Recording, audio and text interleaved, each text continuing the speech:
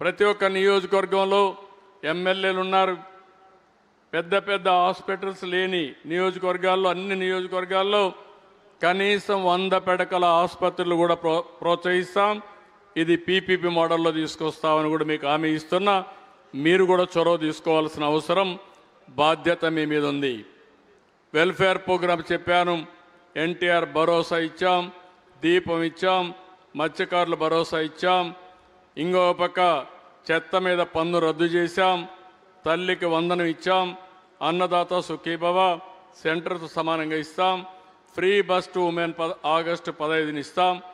ఆ రోజే ఆటో డ్రైవర్స్కి కూడా ఇవ్వాల్సిన డబ్బులు ఇచ్చి, ఒక పక్కన మనం అనుకున్న ప్రకారం ఆడబిడ్డలకు ఉచిత బస్సు సౌకర్యం కల్పిస్తూనే ఆటో డ్రైవర్స్ని కూడా ఆదుకోవడానికి ఒక కార్యక్రమం ఇస్తామని చెప్పి కూడా తెలియజేస్తున్నా.